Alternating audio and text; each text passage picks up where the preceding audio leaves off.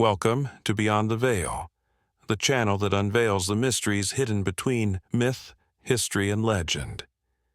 Here, we explore what lies behind the stories that have passed through the centuries, because every myth has a grain of truth. If you too are fascinated by the unknown, subscribe and get ready to look beyond the veil of reality. We've always seen them as monsters, big, ugly, violent, wielding crude axes, screaming into battle, born to destroy. But what if I told you that orcs were never just that? What if they were a reflection of our deepest fears? A mythological creation to represent the other, or worse, a narrative distortion born of prejudice? Today, we're not just talking about fantasy creatures. We're talking about identity, history, war, and the thin line that separates monster from warrior, oppressor from refugee, fantasy from reality. Orcs, whether in medieval legends or modern video games, are far more than they appear to be. And behind their fierce faces you might find something familiar. Before they became cannon fodder for elves and paladins in video games, orcs had already existed for centuries, woven into folklore, fear, and the tales passed down through generations. The word orc has its roots in the Latin ORCS, the name of an underworld deity associated with death and the subterranean realm. ORCS was often linked to torment and eternal punishment, and his name came to describe monstrous, man-eating beings, creatures that kidnapped and devoured humans, often children, in the dead of night. In Italian folklore, the orco is a recurring figure. We find him in the fairy tales collected by Giambattista Basile and Italo Calvino, where he appears as a brutal, yet not unintelligent being. He lives in dark caves or isolated castles, guards treasure and casts curses. He is, at his core, the personification of our fear of the unknown and of the other. In Norse mythology, creatures similar to orcs include trolls and jötnar, enormous, fearsome beings tied to the wild, often in conflict with the gods. While not identical to modern orcs, they share common traits: a primitive appearance, brute strength, and social isolation. In some Celtic legends, there are man-eating monsters known for their grotesque features and their connection to chaos. Once again, we find the same pattern: beings cast out from civilization, embodying collective fears and cultural taboos. Interestingly, in Japan, there's the figure of the Oni, armored demons, often red or green, wielding spiked clubs. Though from a different cultural background, they share a similar imagery with the Western orc: savage strength, threat, isolation, but also a kind of mythical dignity. The orc, in short, is not a product of modern fantasy. It is an archetype, an ancient figure that has crossed centuries and continents, taking on new forms but preserving its symbolic core.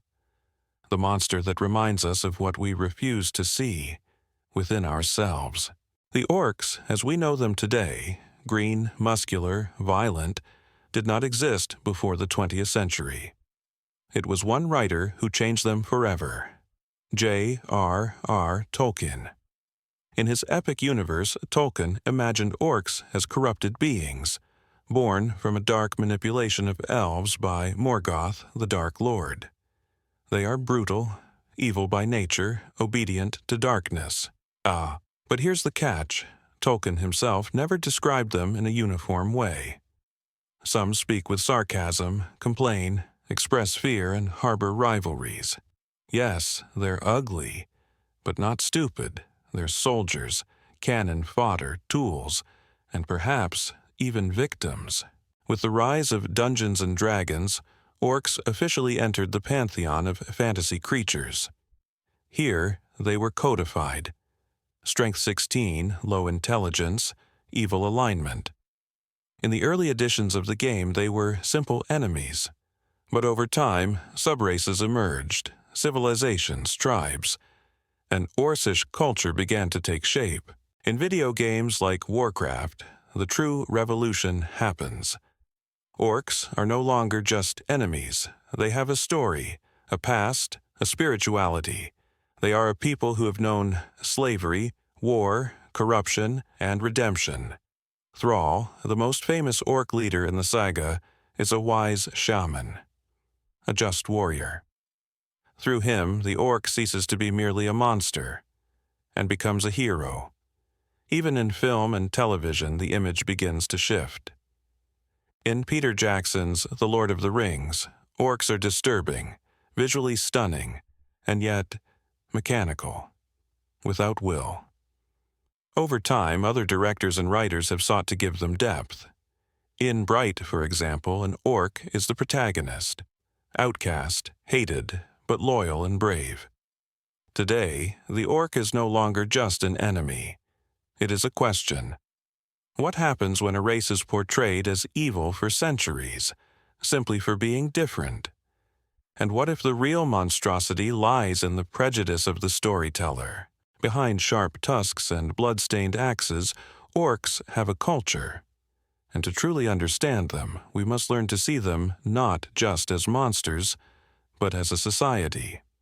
Orcish tribes are often organized hierarchically, with strong but respected leaders, and a code of honor that, though crude, governs communal life. Strength is central, yes, but not as a tool for mindless domination. It is a measure of respect. The leader is strong not only in body, but because they guide, protect, and represent the clan. Some fantasy universes have given orcs their own language. In the Elder Scrolls, for instance, they speak Orsimeris.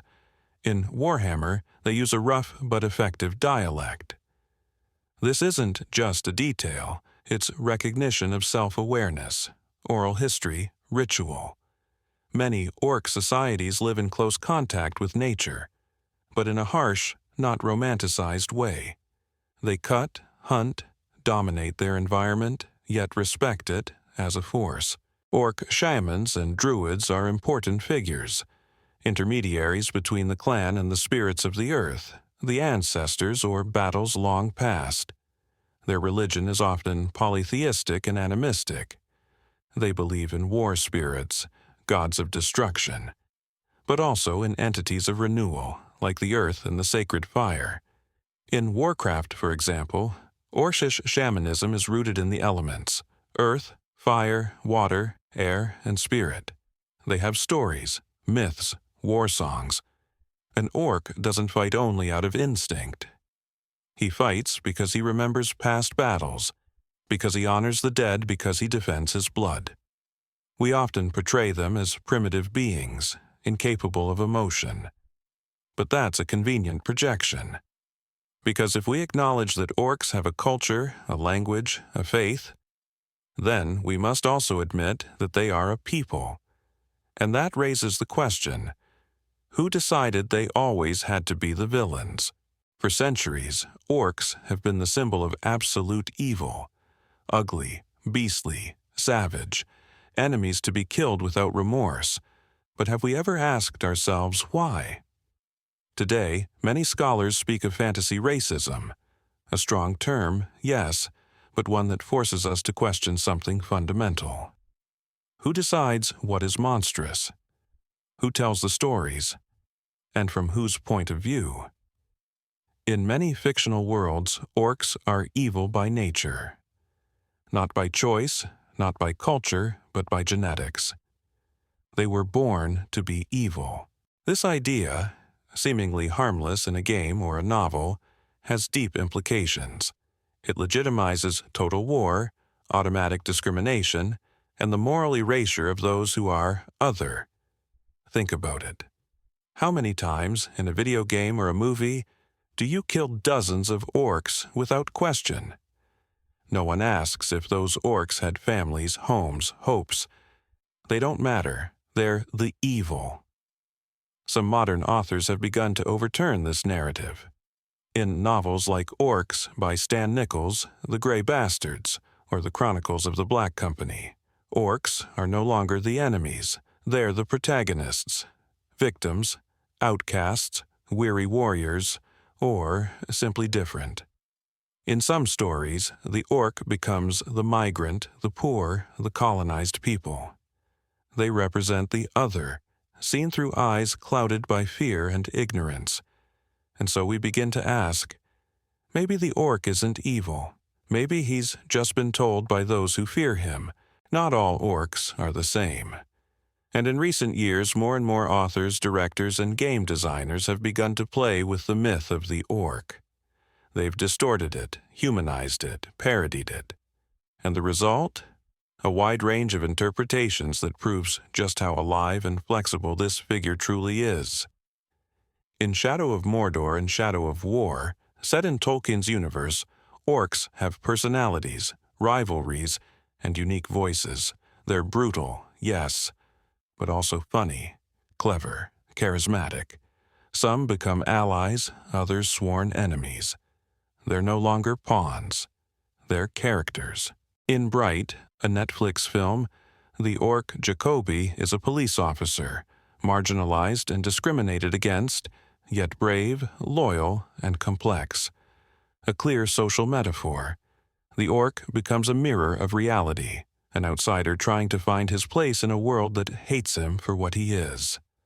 In fiction, stories and novels are emerging where orcs are tragic or ironic protagonists. Some fight for their freedom, others simply want to live in peace. Some authors portray them as oppressed peoples, others as brutal philosophers or reluctant heroes. In tabletop games and indie RPGs, orcs are being reimagined as spiritual beings, descendants of ancient titans or even creators of tribal art. Musicians, rough but sincere poets. They're not just muscle, they're identity. And let's not forget, orc-like figures exist in other cultures too. In Japan, the Oni, colorful, powerful demons. In Africa, beings like the Mpundulu, dark spirits tied to primal forces. In the Americas, anthropomorphic monsters that protect or threaten the forest. They all share something in common: the ambiguity between evil and strength, between horror and reverence. All of this shows us one thing. The orc is not a fixed mask. It is a mirror, and every era reflects itself in it differently. Orcs don't exist, and yet we've always known them. We fear them, fight them, mock them. But after this journey, are we still sure we know who they are? Maybe orcs are more than fantasy creatures. Maybe they are the symbol of everything we refuse to hear, to understand, to accept. They are the enemy invented to justify wars. The figure that embodies the savage, the other, the ugly, but also the proud warrior, the survivor, the silent witness of history, a history always told from one side. So, the real question isn't, who are the orcs? The real question is, who are we when we look at them? If you've ever seen an orc that struck you in film, games, or books, tell me about it in the comments. Which version moved you, made you think, or changed your perspective? And if you want to keep exploring forgotten creatures, myths, and symbols, subscribe to Beyond the Veil. Here, we don't just tell stories, we walk through them.